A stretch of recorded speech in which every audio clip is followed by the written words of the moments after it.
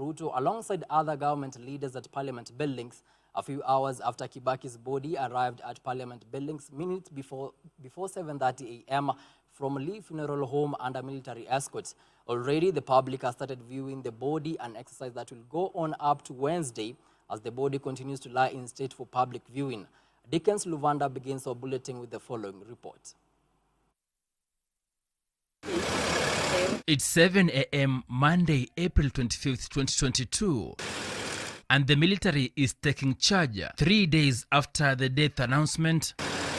The funeral cortege of former President Emilio Stanley Mwai Kibaki drives through Nairobi roads from Lee Funeral Home to Parliament buildings, where the body will lie in state for 3 days for public viewing, from Monday to Wednesday, April 27th.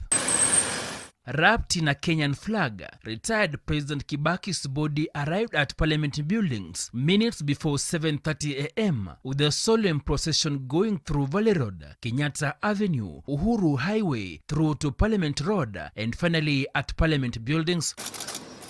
Before the arrival of President Uhuru Kenyatta and First Lady Margaret Kenyatta at Parliament buildings at 9 a.m., several government leaders arrived by 8 a.m., including Deputy President William Ruto, who in turn received the President. President Kenyatta avoided handshakes with all the leaders, including the DP, who is now his political nemesis, and his counterpart Ken Lusaka, who are now in support of Ruto's 2022 presidential bid, instead bowing with his hands clasped together. Father, son. Mzee Kibaki's son Jimmy Kibaki and the rest of the Kibaki family arrived at Parliament moments after the arrival of their father's remains, while religious leaders from different faiths arrived soon after the body had arrived to facilitate religious rites ahead of the ceremonial removal of the body from the caskets in readiness for public viewing.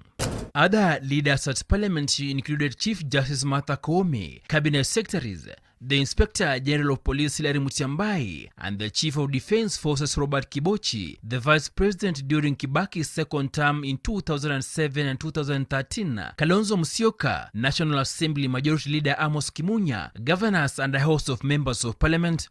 The President's body will lie in state at the National Assembly for 3 days. Between Monday and Wednesday this week, for members of the public and the rest of the country's leadership to pay their respects. Amid tight security at Parliament buildings, the government made changes to the funeral program regarding the public viewing of the body of Kibaki after Kenyans from all walks of life were allowed to enter Parliament buildings so as to view the remains of their retired third president. Initially, the National State Funeral Steering Committee had said that members of the public would be allowed to view the body on Tuesday and Wednesday between 9 a.m. and 5 p.m. Effective Monday afternoon, there will be condolences signing in very many public offices. We are going to put up a condolence book in the two houses of Parliament, Senate and the National Assembly, government ministries. There will be one right here at Harambee House. With Friday, April 29th already having been declared a public holiday, Kibaki's body will lie in state in Parliament ahead of the state funeral on Friday at Nyayo National Stadium and later be buried on Saturday, April 30th at his Othaya home in Nyeri County next to his late wife Mama Lucy Kibaki before a funeral service at the Othaya Stadium. The National State Funeral Memorial Service, which will see various national and regional leaders in attendance, will be an interdenominational, led by the Catholic Church. The remains of the third president will be accorded full military honors and protocols, which include conveyance of the body in a gun carriage, accompanied by military musical honors and a 19-gun salute. Dickens Luvanda, Hope TV News.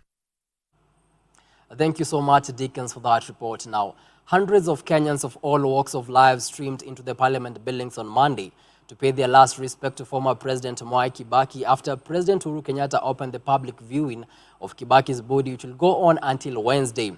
Many Kenyans say they remember Kibaki for the birth of the new constitution, economic revival, and free primary school education.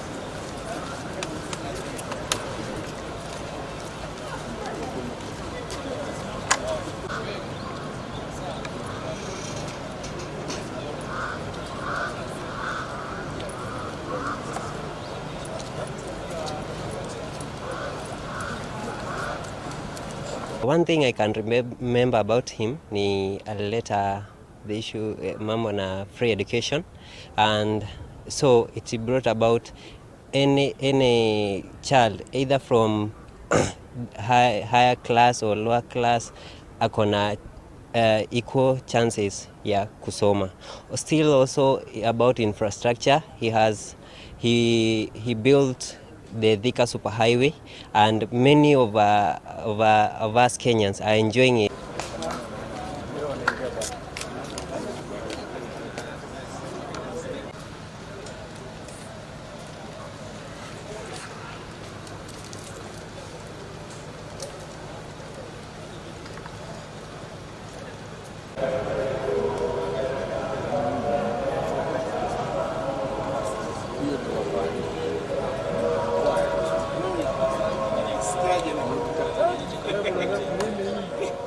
Moving on, Azimio la Umoja One Kenya coalition presidential candidate Raila Odinga has cut short his ongoing USA trip and is set to return to the country on Wednesday so as to attend former President Mwai Kibaki's burial. Raila Odinga, who arrived in the US on Saturday, was set to spend a week in America meeting political leaders and Kenyans living in diaspora. On Sunday, the former Prime Minister met Kenyans living in Washington, D.C. for a town hall meeting.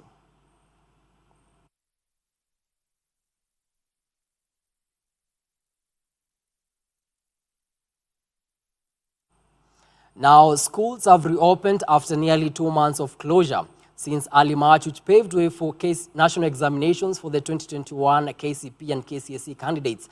At the same time, nationwide teacher transfer exercise has begun and will see teachers from both primary and secondary schools transfer to different stations across the country.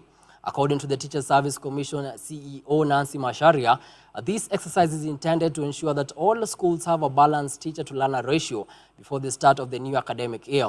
And as Tess Njenga now reports, parents have jumped bookshops and uniform outlets across the country as they make the last-minute rush to shop for their children ahead of schools reopening for the first term of 2022.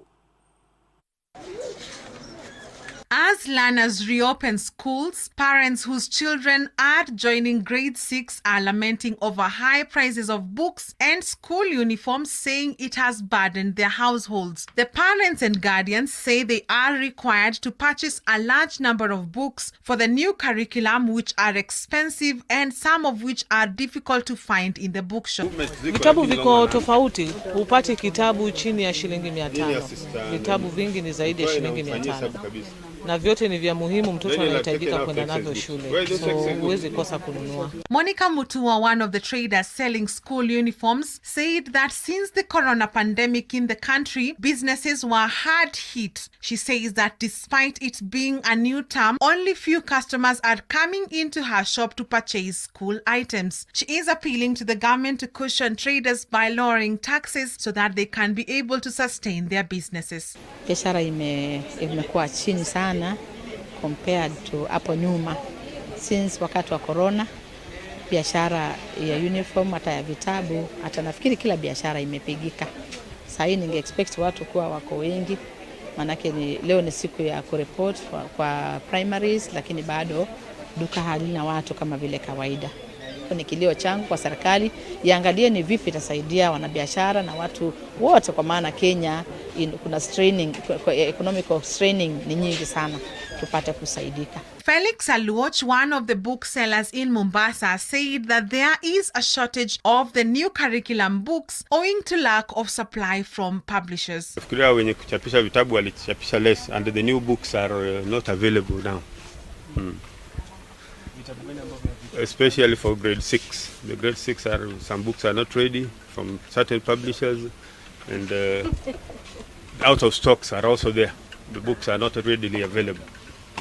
So that is a challenge. When the parents come with their book list, we cannot get the books. At the same time, nationwide teachers transfer exercise is ongoing and will see teachers from both primary and secondary schools transferred to different schools across the country. The Teachers Service Commission has announced it has 11,000 openings for teachers' employment. Approximately 5,000 positions will be available for employment, while 6,000 will be available for internships. TSC Chief Executive Nancy Macharia indicated that these slots will help the Commission prepare for the junior secondary school in 2023. Cabinet Secretary Ukuru Yatan allocated TSC 2.5 billion for the recruitment of 5,000 teachers on permanent and pensionable terms in the next financial year. I wish to assure the country that the Commission will immediately embark on the exercise to recruit the teachers to ensure they report to work as soon as possible to ease the existing teacher shortage. Reporting for Hope TV News Watch, I'm Tess Njenga. Thank you so much, Tess, for that report. Now, Mathare MP aspirant Kevin Kioko, popularly known as Bahati, is crying foul after the Jubilee Party asked him to step down as the Azimio candidate for the Member of Parliament seat for Mathare in favor of the incumbent Mathare MP Antonio Loch of the ODM party. This comes barely a week after Bahati was given the direct nomination by the Jubilee Party. Bahati is now calling upon President Uhuru Kenyatta and ODM party leader Raila Odinga to intervene. I respect my president and I respect Honorable Raila Amolo Odinga. But please, give the youth of this country a chance.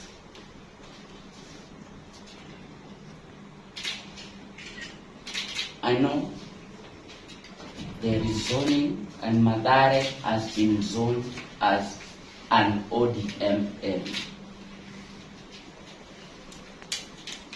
But for this one time, give the youth of this country a chance. Give the people of Mathare a chance to get the leader they have always wanted. I want to state that in a very humble way, that, Mr. President, my party leader, Uhuru Muigai Kenyatta,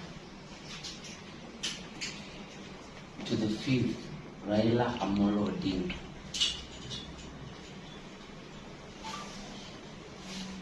I will not lie to you.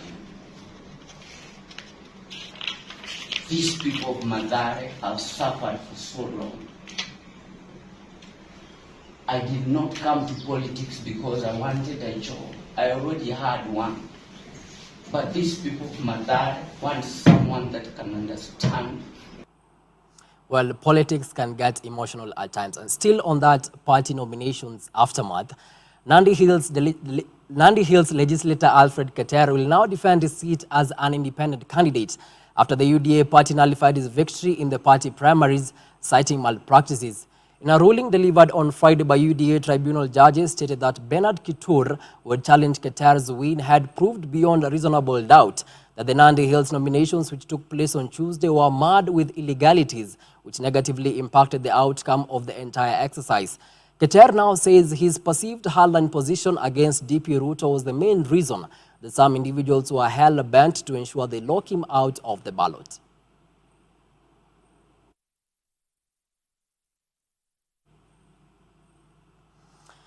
And now the Amani National Congress Party has unveiled over 1,800 candidates running for various positions across the country in the upcoming August polls. Speaking during the event held in Nairobi, ANC party leader Musalia Mudavadi congratulated the candidates for bagging the party's ticket, noting that the real work now awaits them. 14 candidates will fly the party's flag for the gubernatorial position, including in far-flung counties like Wajir County, Lamu and Marsabit. Mudavadi, who is one of the Kenya Kwanza principals and touted as one of the possible running mates of Deputy President William Ruto in the August polls, urged the aspirants to remain steadfast as they sell the Kenya Kwanza and ANC party ideals during the campaign period.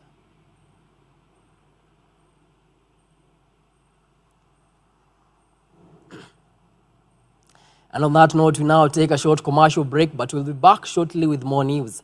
See you on the other side.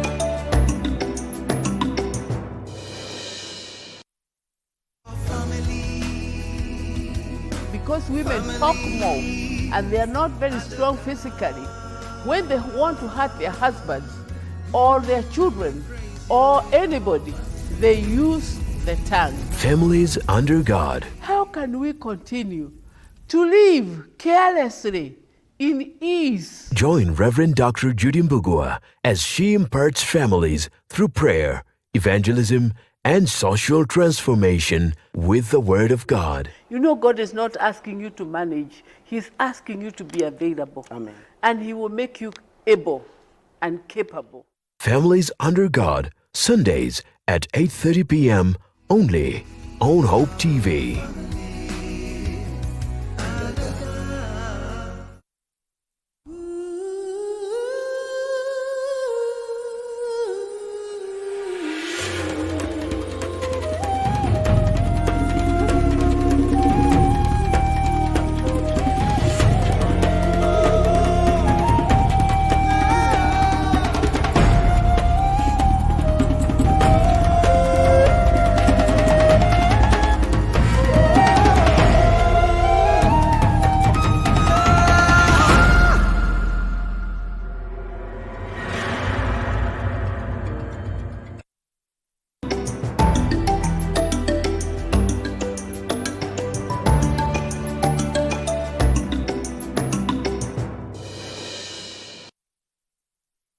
Much for staying with us. My name is Kennedy Kimani, and Boniface Mureithi is assisting the sign language interpretation. Now, the uncertainty over the ODM flag bearer in Ugenya constituency has finally been resolved after former Treasury economist Daniel Odhiambo was awarded the certificate. Following the development, ODM officials in Ugenya are now calling on the party supporters in the area to join hands to ensure that the seat currently held by the Movement for Democracy and Development Party leader David Ochieng reverts back to the Orange Party.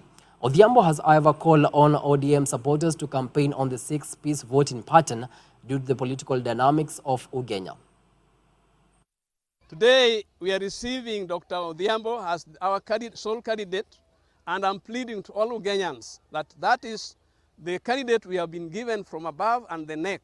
And the differences which has been there, I plead with you people to shut it down. Hii ndio wakati tunataka Daniel Odhiambo hawe MP wa Ugenya, sababu sisi watu wa Ugenya tumesha kuwa nje miaka mingi. I know that this battle has been very difficult and it has been fierce.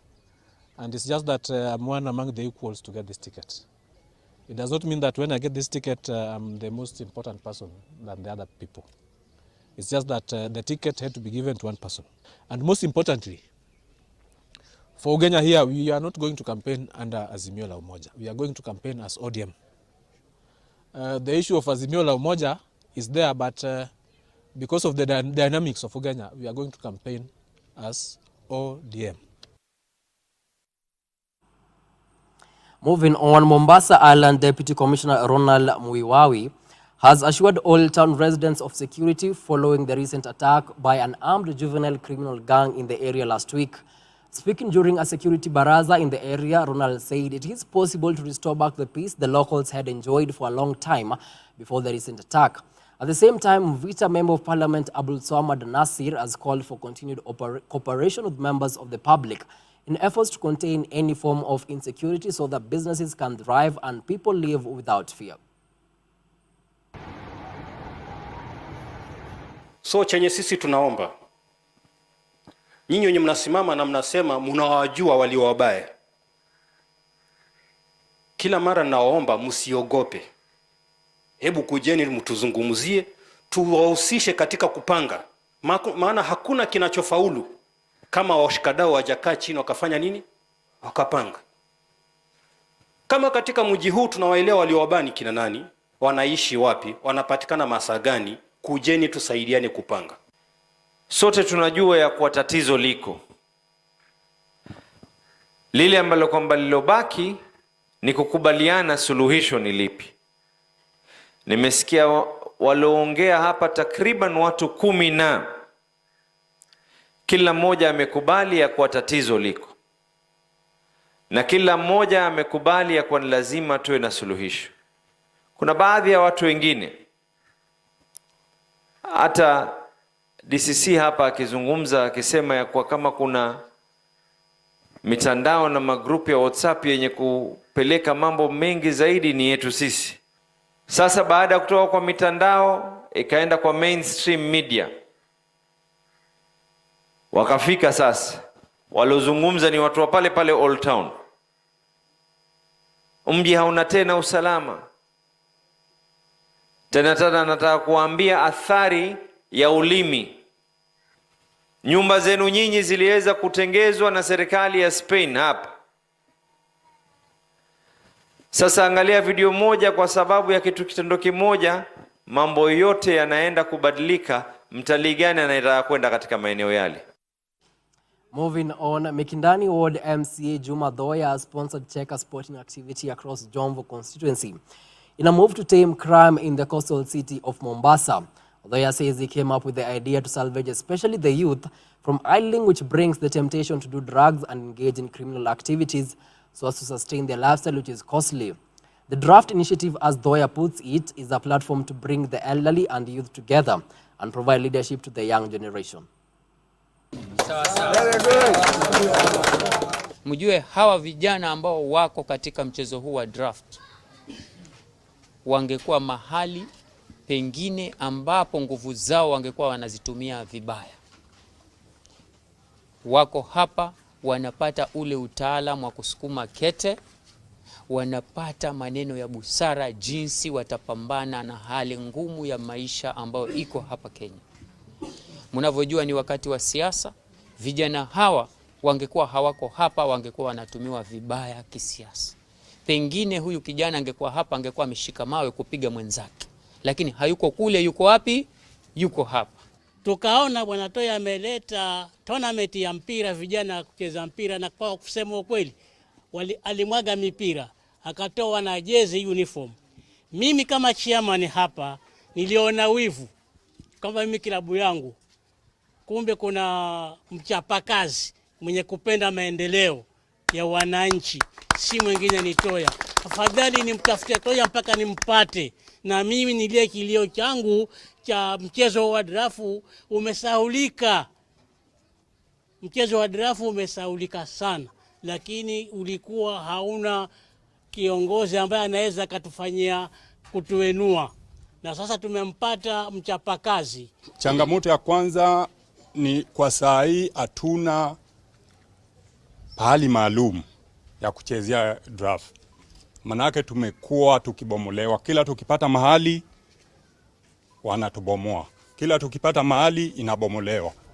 Mwanzo kabisa ilibomolewa kibanda yetu na watu wa pipeline, tukaondoka, tukapata tena sehemu nyingine hapo, mwenyewe akaivamia, akaikodishia mtu. Kwa hivyo saa hii tunacheza tu mahali popote, tunafanya nini tukipata.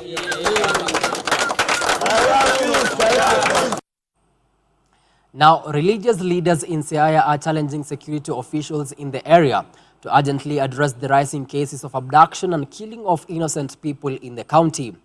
Through the Siaya County Interreligious Caucus, the Christian and Muslim clerics lamented that justice has been elusive for the victims of abductions and their families who are left wondering whether security agents were up to task.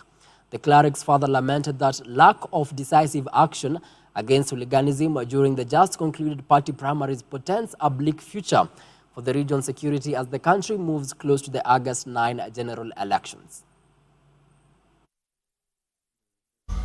We have had a number of cases whereby young people are abducted and they are murdered in a bad way. Some of them, their eyes are removed and some parts of their body are removed. And then they are found dumped into the thicket. We want to appeal to the authorities that this needs to be addressed very quickly. We are here to talk about and to appeal to the authorities that we want to work together so that we see justice being done. As religious leaders, our plea to all our people, all our people, politicians, and even the citizens, let us maintain peace during this time of elections so that at the end of the day we come out with good process that will give us good leaders for this county. Kama viongozi wa dini tutakuwa mstari wa mbele kupigania haki za binadamu na pia vile vile kuangalia wale ambao wamedhulumiwa wakati wa siasa na pia wakati ambapo siasa itakapokuwa imeisha. We have killings that have been happening. We have gender-based violences that have been happening, but the religious leaders are quiet. Today we are here to form a religious caucus that we want to empower the religious leaders to pick up these issues and speak about them. They have a role within the community. Now, cheers and ululations filled the air in Akoko village, Bondo sub-county, as the villagers stormed St. Paul's Akoko Secondary School to celebrate the second best student nationally amongst the sub-county schools category. Eric Owino scored a grade A with 83.71 points, with the villagers heaping praise on him and the school administration, saying that he had placed the hitherto unknown school in the country's academic map. Owino says he aspires to pursue medicine and surgery in the university and later specialize in oncology. Eric has put the name of Akoko on academic map. Thank you very much, Eric. Likewise, I also want to thank the entire staff, both the teaching and the non-teaching staff, for the hard work that they exhibited. I want to say that Eric was very disciplined. As you can see, he's very disciplined, very humble, and very hardworking, and that is why he made it. First of all, I'd like to thank the Almighty God for enabling me to perform this well. I didn't expect to appear in the television. I must say that this is a dream come true. I never expected this. And then I'd also like to thank the school, my beloved principal, and even the teaching staff. The teachers worked so hard to see that I perform well. They could constantly urge me to work hard. And so let me say that this is a testimony. I'd like to pursue medicine and surgery and hopefully become an oncologist.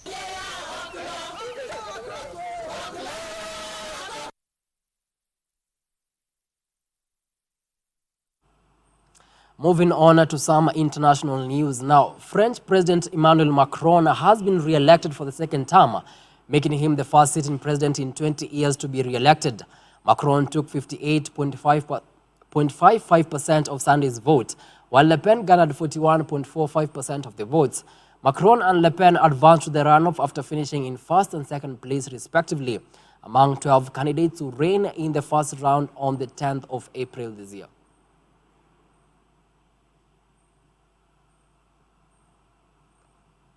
Now, the U.S. Secretary of State Antony Blinken and U.S. Secretary of Defense Lloyd Austin are in Kyiv on their first visit to the Ukrainian capital since Russia launched its war on Ukraine. Ukrainian President Volodymyr Zelensky is due to meet Blinken and Austin as he seeks more weapons to repel Russia's invasion. The U.S. visit is an attempt by the Biden administration to show personal support for Zelensky and Ukraine.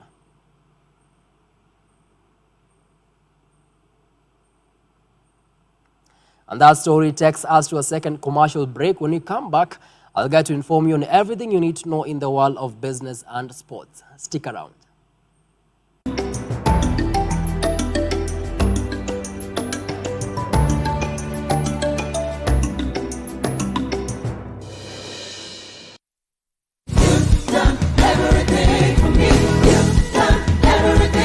Join us every Sunday for unlimited, uplifting, powerful worship,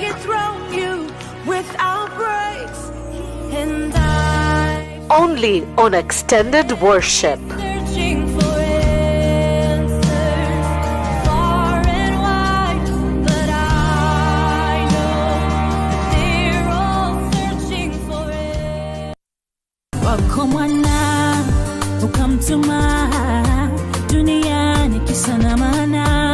If it's hits you're looking for, then you've hit the cradle of them all.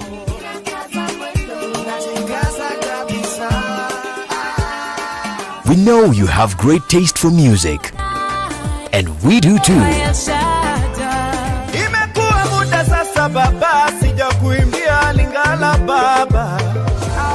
things are working for my good, yeah, 'cause he's intentional. Enjoy all-time Christian hits every Tuesday at 12:30 p.m. on Hope Junction. So speak life to the deadest, darkest night. Speak life, speak life.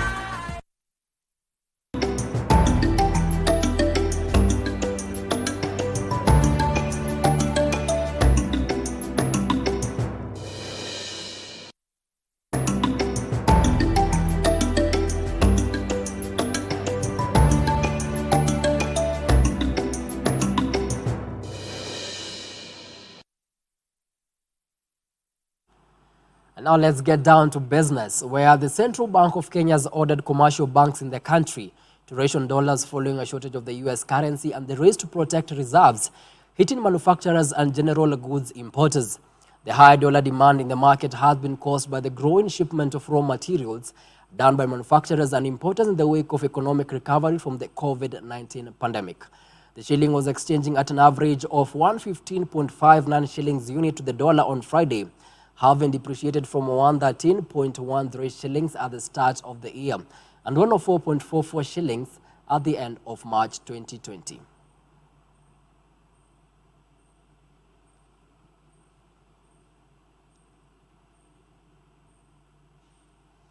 And now let's have some sport in action, where 11-year-old Maya Nyambura and 21-year-old Danny Chelogoi were crowned the champions of the 6th leg of the Safaricom Golf Tour Junior Tournament held at the Eldoret Golf Club on Sunday.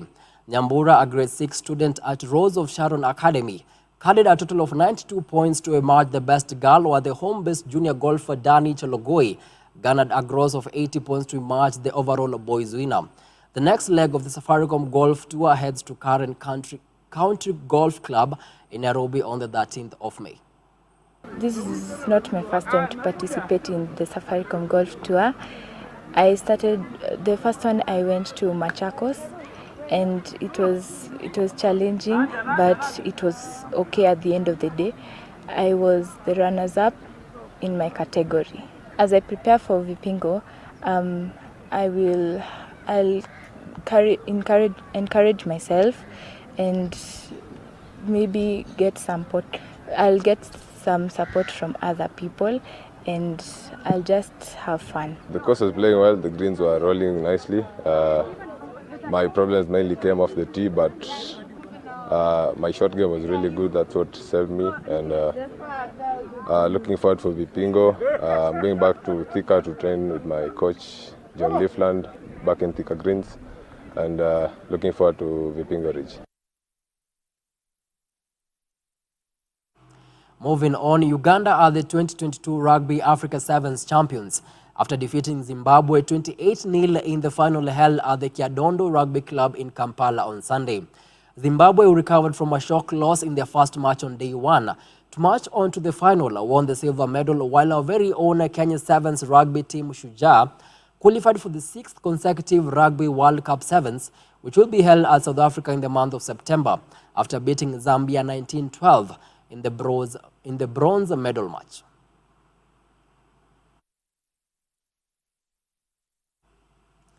And now Max Verstappen cruised to victory at the Emilia-Romagna Grand Prix to cut Charles Leclerc's championship lead after the Ferrari driver drew away a podium finish with a costly late spin at Imola. Verstappen produced a faultless display from pole position on a dry track to complete a much-needed perfect weekend after winning the sprint and led the Red Bull 1-2 from a teammate Sergio Perez. The victory sees Verstappen, who took a maximum 34 points from the weekend after winning Saturday's sprint and claiming the extra points for the fastest lap on Sunday, climb to the second in the World Championship standing.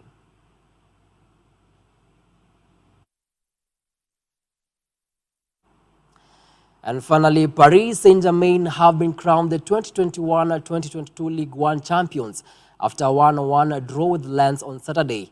PSG needed just a point to secure the 10th Ligue 1 title. Mauricio Pochettino's men reclaimed the crown from Lille, who were shock champions last season. Attention in the French capital will now turn to the future of Kylian Mbappe, with the star forward still to decide whether to stay at PSG or leave for Real Madrid before next season.